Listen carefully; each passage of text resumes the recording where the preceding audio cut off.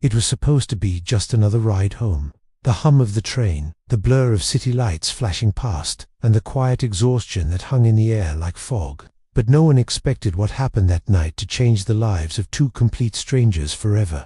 If you've ever wondered whether heroes still walk among us, wait till you hear what this single dad did, without even thinking twice. The late evening train was half empty as it rumbled through the outskirts of New York. Emily Carson sat near the window, clutching her bag to her chest. She had stayed late at the university, wrapping up final details for a community program she had volunteered for. At 24, Emily had always tried to see the best in people.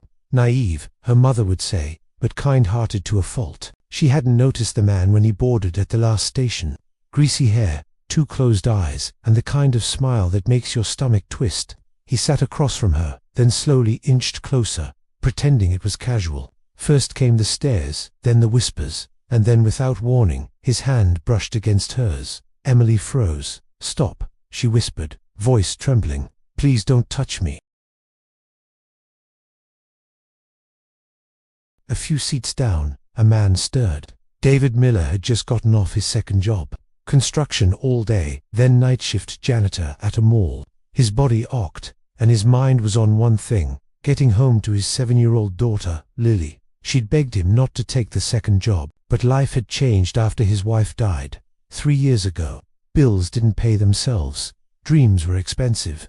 And all he wanted was to keep Lily dreaming. When David heard the frightened voice, he didn't analyze it. He didn't weigh the risks. He stood up. "Hey," he barked, voice cutting through the carriage like a whip. The harasser flinched, eyes darting toward him. David walked over and stood between Emily and the man. He was tall, broad-shouldered, with calloused hands and worry lines etched deep into his forehead. She said, "Stop, are you deaf or just stupid?" The man scoffed. "Mind your business, old man." David leaned forward, his voice low and fierce. "This is my business now." The man stood, puffing out his chest. But something in David's stare, something in the calm fury of a father who had fought through hell and back, made him falter. With a curse, the man backed away, stumbled to the next car, and disappeared. Emily's shoulders collapsed in relief. Her eyes welled with tears. "Thank you," she whispered. David sat beside her, breathing hard. "You okay?" She nodded. "Yeah, thanks to you." They sat in silence for a while, the train clattering over the tracks. "I'm Emily David." She smiled weakly. "Do you always save strangers on trains?" He gave a tired chuckle. "Only the ones who need it." Over the next few weeks, fate kept throwing them together. Once at the community center where Emily was helping organize an after-school program. Then again at a local grocery store where Lily had accidentally knocked over a display of apples and Emily had helped clean it up. Lily liked Emily instantly. "She's like a teacher. Daddy, can we keep her?" David blushed, but Emily only laughed. Before long, Emily became a regular part of their lives. She started tutoring Lily after school. Sometimes she'd stay for dinner. Other times she'd bring baked cookies or stories about her college projects. There was no plan, no expectations, just comfort, healing, friendship. David found himself opening up, telling her about his wife Rachel, about the cancer that came like a thief in the night, about how he'd wanted to give up but couldn't because of Lily. Emily shared her own scars. A father who abandoned them, a childhood filled with self-doubt, a heartbroken fiancé who ran when her mother got sick. Both had been broken in different ways. But somehow, sitting at that tiny dinner table, passing mashed potatoes and giggling at Lily's knock-knock jokes, they felt whole again. But peace doesn't last forever. One evening, David got a call from the landlord. The building was being sold. Tenants had 60 days to vacate. Rent across the city had skyrocketed, and David had nowhere to go. He didn't tell Emily right away. Didn't want to burden her. But Emily found out through Lily. "Daddy says we might have to live in the car.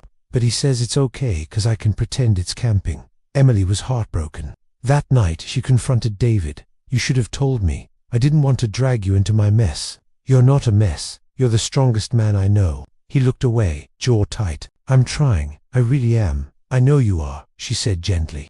"Let me help." With her connections at the community center and a few calls, Emily found a local church program offering emergency housing for single parents. David and Lily moved into a small studio space that same week. It wasn't perfect, but it was safe and it gave David time. Over the next few months, with Emily's help, David applied for better jobs. He got hired as a maintenance supervisor at a local school, a steady paycheck and benefits.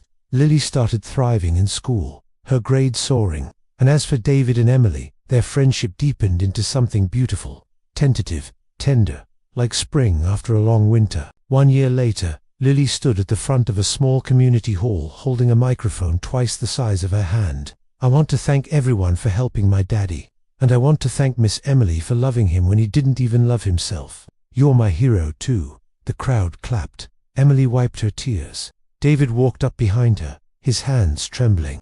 "I never thought I'd get a second chance at love," he said softly. "But this woman reminded me what hope looks like." And there, in front of friends and neighbors, he knelt down, not with a diamond ring, but with a paper ring Lily made in art class. "Will you be my family?" Emily nodded, her heart full.